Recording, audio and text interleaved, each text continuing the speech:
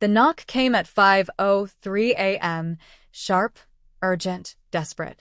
Three quick thuds that splintered the fragile quiet of dawn. I stumbled out of bed, heart pounding. Beside me, Lena stirred, mumbling, "Who the hell's knocking this early?" "I don't know," I whispered, tugging on a t-shirt. Our street was the kind of place where nothing ever happened. A knock before sunrise could only mean something was wrong. When I opened the door, my neighbor Cal stood there. His face was pale, eyes wide and unfocused, like he'd seen something he couldn't unsee. "Don't go to work today," he said, his voice trembling. "Just trust me. Stay home." I frowned. "What? Why?" He just shook his head, glancing nervously down the street. "You'll understand by noon." Then he turned and walked away, shoulders hunched, as if the weight of something unbearable pressed down on him. I stood there for a long moment, watching him disappear into the gray fog. The air was cold, but what made my stomach twist was the way he moved, stiff, afraid. When I went back inside, Lena was sitting up, the blanket pulled tight around her shoulders. "What was that about?" she asked. Cal. "He told me not to go to work," I said with a shrug. Her brow furrowed. "That's strange. Did he say why?" No. "Just that I'd understand by noon." She gave a nervous laugh. "Maybe he's lost it. You know how weird he's been since the divorce." "Yeah, maybe," I said, though I didn't believe it. Cal wasn't the kind of man to say something like that without a reason. I tried to shake it off as I brewed coffee, but the air in the house felt wrong. Too still, too quiet. Even Lena seemed uneasy, pacing, checking her phone more than usual. By 8 o'clock, she'd changed clothes twice. "You're not going in, right?" she asked, trying to sound casual. "I think I'll stay," I replied, watching her face. She froze for the briefest second, barely noticeable, but I caught it. Then she smiled too quickly. "Good. Maybe we can actually have breakfast together for once." We did, but it wasn't breakfast. It was theater. Her laugh was a pitch too high, her eyes flicking to the clock every few minutes. She kept her phone face down on the counter, and every vibration made her flinch. At 9:30, she suddenly stood. I need to run to the store. We're out of milk." "There's a full gallon in the fridge," I said without looking up. "Oh, I meant eggs. And bread." I turned, studying her. "You sure you're okay?" "Of course," she snapped, grabbing her purse. "Don't look at me like that, Matt. You're acting weird." "I'm acting weird?" Yes. "Just because your paranoid neighbor said something cryptic, now you're suspicious of everyone." Her words cut sharper than they should have. I said nothing, just nodded and watched her leave. The silence that followed felt heavy, accusing. Around 10, I stepped outside. Cal's house sat across the street, curtains drawn tight, his truck still in the driveway.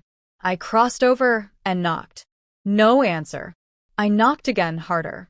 After a long pause, the curtain shifted. Cal's pale face appeared for a second before he cracked the door open just an inch. "Matt," he whispered, "you stayed." I did. "What the hell is going on?" He glanced behind me, then back, voice low. "You need to stay calm. Promise me." "Cal, what is this about?" He swallowed, eyes darting. "If you'd gone to work, you'd have missed it. But since you didn't," he hesitated, searching my face like he hated what he was about to say. "She's not at the store." My breath caught. "What are you talking about?" "I've seen her, Matt. Every Wednesday morning. She parks behind the old dental office 2 streets over. A guy in a blue Honda meets her there." My stomach flipped. "No," I said instantly. "Lena wouldn't." Cal's voice broke. "I didn't want to tell you like this, but I saw them last week. In his car. And when I saw her leave again just now, I knew you'd find out by noon." The ground dropped out from under me. My vision blurred. "She left about 15 minutes ago," Cal added softly. "If you want the truth, follow her." I didn't answer. I just turned and walked away. By 10:30, I was in my car, hands trembling on the steering wheel. Every breath felt shallow. I didn't know what I wanted. To prove Cal wrong, or to face what I already feared. I drove slowly, 2 streets over, past the old dental office. My chest tightened when I saw it. Lena's silver SUV parked behind the building, beside a blue Honda. I pulled over half a block away and watched through the cracked windshield. For a moment, nothing moved. Then the Honda's passenger door opened, and Lena stepped out, smiling. That soft, private smile I hadn't seen directed at me in months. A man got out next, tall, in a work uniform with her office supplier's logo. He leaned in, kissed her cheek, then her lips. I stopped breathing. Every sound in the world faded. Wind, cars, even my heartbeat. Just silence. At 11:15, I drove home. I didn't cry, didn't yell. I simply sat at the kitchen table, staring at the cold coffee in front of me. When she came back at 11:30, carrying a grocery bag with a loaf of bread and a carton of eggs, I was waiting. "Hey," she said brightly. I grabbed what we needed. "How is the store?" I interrupted. She froze. Fine. "Why?" I tilted my head. "Did you find everything behind the old dental office?" Her face went white. She didn't breathe for a second. "What did you say?" she whispered. "You heard me." Panic filled her eyes. "Matt, I can explain." "Don't." I stood up. "Don't insult me with lies right now." Tears welled in her eyes. "It wasn't what it looked like." I laughed bitterly. "Then tell me what it was. Tell me why my neighbor had to warn me not to go to work, because he knew what I'd see." She covered her mouth, sobbing. "I didn't mean for it to happen."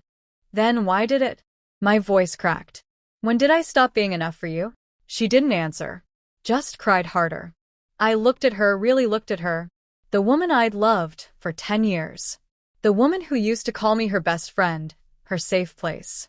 All I felt now was a hollow ache spreading like poison.